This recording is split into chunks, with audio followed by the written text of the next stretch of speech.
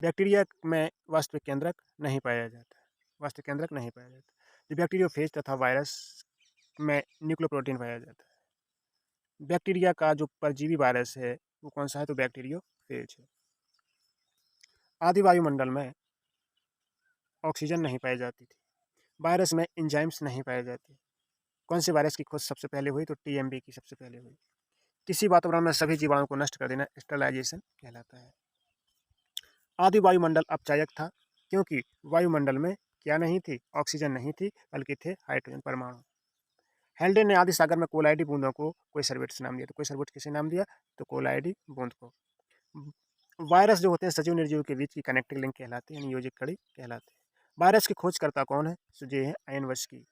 पौधों के प्रकाश संश्लेषण में वायुमंडल में जब फोटोसिंथेसिस की जो क्रिया होती है उसमें ऑक्सीजन बनती है, तो पता ही होगा आपको। अमीनो अम्ल न्यूक्लिक अम्ल अमीनो अम्ल से न्यूक्लिक अम्ल बनता है, न्यूक्लिक क्लोरोफिल। ये जीवन की उत्पत्ति का ये सही क्रम है। अपने प्रयोग में हंस के गर्दन के समान फ्लास्क का उपयोग किसने किया? तो लुईस पास्चर ने किया। लुईस पास्चर ने जो जर्म थ्योरी का प्रतिपादन किया, कौन सी थ्योरी का प्रतिपादन किया? जर्म थ्योरी का। वायरस कैसे होते हैं? तो ये इसमें कोई सेल नहीं होती, इसमें कोई सेल नहीं होती, अकोषीय होते हैं। मिलर ने अपने प्रयोगों में मेथेन, हाइड्रोजन, अमोनिया व जल वाष्प का मिश्रण का प्रयोग किया। हेल्डेन ने आदि समुद्र को कार्बनिक पदार्थों का गर्म सूप कहा, गर्म पतला सूप कहा। वायरस को क्रिस्टल के रूप में सबसे पहले जो पृथक करने वाले थे वो स्टैनले थे। मिलर के प्रयोग से सिद्ध हुआ कि जो जटिल कार्बनिक युग का निर्माण सबसे पहले पृथ्वी पर हुआ। जीवन की उत्पत्ति लगभग 3 अरब वर्ष पूर्व हुई। टीएमबी क्या है? तो एक वायरस है। 1 माइक्रोन कितना होता है? तो 1/1000 होता है। तंबाकू के पौधे पर सर्वप्रथम जो वायरस जनित रोग की खोज हुई, जो टीएमबी टोबैक मोजेक वायरस के नाम से। जीवन की उत्पत्ति कहाँ हुई? तो समुद्री जल में हुई। किस जल में हुई? समुद्री जल में। सर्वप्रथम टीएमबी का क्रिस्टिकल सर्वप्रथम टीएमबी का क्रिस्टलीकरण हुआ लखनऊ के पेलियोबोटनी संस्थान में। 3.2 बिलियन वर्ष पुरानी चट्टानों में साइनोबैक्टीरिया के जीवाश्म रखे गए। स्टैनली मिलर के प्रयोग में अमीनो अम्ल का संश्लेषण हुआ। बिग बैंग घटना 10⁻10 वर्ष पूर्व हुआ। वायरस में क्या पाया जाता है? तो वायरस में आरएनए और डीएनए दोनों पाए जाते हैं, प्रोटीन भी पाई जाती है। हाइड्रोफोबिया क्या है? तो एक वायरस जनित रोग है। तो लुईस पास्चर ने सिद्ध कर दिया कि जीवों की उत्पत्ति पहले से उपस्थित जीवों से ही हुई है। ओपेरान का मत है कि जो केमिकल एवोल्यूशन जो ओपेरान मत है केमिकल एवोल्यूशन को व्यक्त करता है। वर्तमान वायुमंडल का प्रमुख कार्बन युक्त जो यौगिक है वो CO2 है। क्या है? वो CO2 है। वायरस द्वारा संक्रमित कोशिकाओं द्वारा क्या सीक्रेट किया जाता है? तो इंटरफेरॉन सीक्रेट किया जाता है। वायुमंडल में कार्बन डाइऑक्साइड जीवों के श्वसन से जाती है। स्टैनली मिलर के प्रयोगों में अमीनो अम्ल का संश्लेषण हुआ। तो किसका प्रयोग हुआ? अमीनो अम्ल का संश्लेषण हुआ? Stanley Miller. डीएनए काय का बहुलक है? तो न्यूक्लियोटाइडों का बहुलक है। जीवन नहीं था तो ए जो एक काल में जीवन नहीं था। बैक्टीरिया में माइटोकॉन्ड्रिया तथा केंद्रक अपसेंट होते हैं। वायरस के अध्ययन को वायरोलॉजी कहते हैं। उद्विकास हमेशा जारी है। ब्रह्मांड की उत्पत्ति 10 से 13 वर्ष पूर्व हुई। थ्योरी ऑफ स्पेशल क्रिएशन इन धार्मिक विचारों से संबंधित है। फ्रांसीसी रेड्डी, लेजेरो स्पेलेंजानी तथा लुईस पास्चर ने स्वतः जननवाद का खंडन किया और बायोजेनेसिस की पुष्टि की। किसकी पुष्टि की?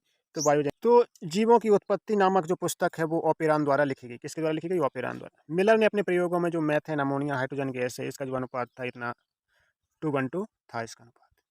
हीकल ने जीव जगत में मोनेरा व प्रोटिस्टा में वर्गीकृत किया। तो इन्होंने जो वर्गीकृत मोनेरा और प्रोटिस्टा वर्गीकृत। साइनोबैक्टीरिया को प्रथम प्रकाश संश्लेषण जीव माना गया है। तो फोटोसिंथेसिस जो जीव माना गया वो साइनोबैक्टीरिया को सबसे पहले माना गया। मंगल ग्रह पर जीवन का अस्तित्व की संभावना है। वायरस बैक्टीरिया से भी बहुत छोटे होते हैं। मतलब बैक्टीरिया से छोटा कौन? तो वायरस। चेचक वायरस सबसे बड़ा होता है। और मवेशियों में जो फुट माउथ डिसीज के जो वायरस होते हैं बहुत कैसे होते हैं वो बहुत छोटे होते हैं। वायरस के प्रोटीन कोड को क्या कहते हैं? तो ये कैप्सिड कहते हैं। क्या कहते हैं? एड्स के वायरस में सिंगल स्ट्रैंडेड आरएनए पाया जाता है। रेबीज तथा हाइड्रोफोबिया में सिंगल स्ट्रैंडेड आरएनए पाया जाता है। स्मॉल पॉक्स यानी कि चेचक में डबल स्ट्रैंडेड डीएनए पाया जाता है। वायरस का जो इन्फेक्टिव पार्ट होता है वो न्यूक्लिक एसिड होता है। क्या होता है? न्यूक्लिक अम्ल होता है। वायरवाइड को मेटावायरस कहते हैं। वायरवाइड को क्या कहते हैं? मेटावायरस कहते हैं। सबसे जटिल जो वायरस होता है वो पैरेट फीवर वायरस होता है। सबसे जो जटिल होता है पैरेट फीवर वायरस होता है। पृथ्वी का जन्म आज से लगभग 4-5 खरब बिलियन यानी कि बिलियन वर्ष पूर्व सूर्य से हुआ। इंटरफेरॉन इन्फ्लुएंजा हेपेटाइटिस के इलाज में प्रभावकारी सिद्ध हुए। रॉबर्ट कोच ने जीवाणुओं तथा रोग से संबंध देखा। जीवाणु एवं रोग में संबंध देखा तथा एंथ्रेक्स जीवाणुओं के संक्रमण का अध्ययन किया। तो किस जीवाणु का रॉबर्ट कोच ने अध्ययन किया? तो एंथ्रेक्स का। पेनिसिलिन की खोज एलेक्जेंडर फ्लेमिंग ने की थी। स्ट्रेप्टोमाइसिन की खोज बॉक्समैन ने की थी। पसीना आना ताप नियंत्रण में सहायक होता है, वह एक होमोस्टेसिस क्रिया है। 5x174 M13 बैक्टीरियोफेज में जो सर्कुलर एसडीएनए पाया जाता है। अगला है टीएमबी को कृत्रिम संवर्धन माध्यम पर संवर्धित नहीं किया जा सकता। बैक्टीरियोफेज एक वायरस है। अगला है एडिनो वायरस, एक नग्न नेकेड डीएनए वायरस है। पादप वायरसों में अधिकांश आरएनए पाया जाता है।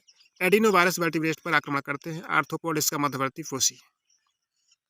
वायरस को सजीव माना जाता है क्योंकि ये जनन करते हैं। वायरस में एंजाइम अनुपस्थित होते हैं, लेकिन आरएनए रेट्रोवायरस में एक एंजाइम पाया जाता है जो वायरस आरएनए से cDNA का ट्रांसक्रिप्ट करता है। ब्रियन एक मैच्योर वायरस पार्टिकल है। किसी तंत्र की कुल ऊष्मा को एंथैल्पी कहते हैं।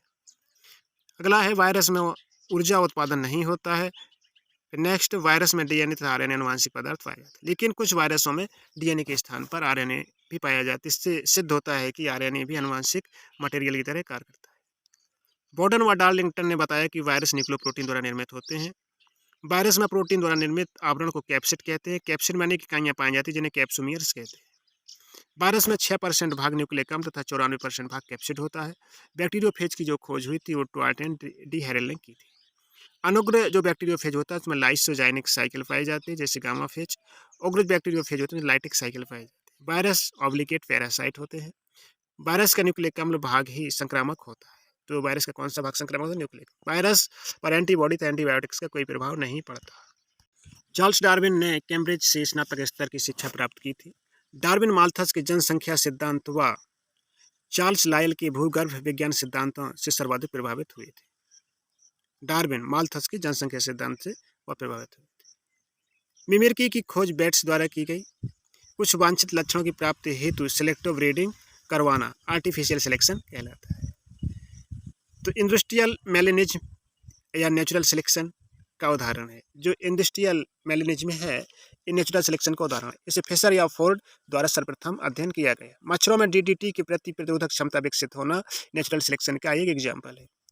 अब है विषमयुग्मी HbA और HbS अवस्था से सिकल सेल एनीमिया उत्पन्न होता है, जो मलेरिया बाहुल क्षेत्रों में इस जीनोटाइप का एक नेचुरल सिलेक्शन ही कहलाता है। पॉपुलेशन के जीनों का जो सकल योग होता है उसे जीन पूल कहते हैं। तो जीन पूल क्या है? ये किसी पॉपुलेशन के जीन्स का योग होता है। अब उत्परिवर्तन सिद्धांत क्या है? Mutation theory. तो ये ह्यूगो डी ब्रीज द्वारा दी गई थी। छोटी जैव समष्टि में होने वाले जीन आवृत्ति में परिवर्तन को जेनेटिक्स ड्रिफ्ट कहते हैं। तो जैव समष्टि में जीन की आवृत्ति को हम जेनेटिक ड्रिफ्ट कहते हैं। इसे सेवल राइट इफेक्ट भी कहते हैं। उद्विकास का संश्लेषित सिद्धांत के जो प्रतिपादन थे वो डोबेंजेंस की थी। पेंजिनस वाद का प्रतिपादन डार्विन द्वारा किया गया। ह्यूगो डी ब्रीज ने प्रीम्यूला सिनेंसिस नामक प्लांट पर अध्ययन किया। डार्विनवाद के अनुसार जो जाति उद्भवन है वो इस प्रकार होता है: struggle of existence, variation and their inheritance, survival of fittest और नेचुरल सिलेक्शन। इस तरीके से जाति की उत्पत्ति होती है।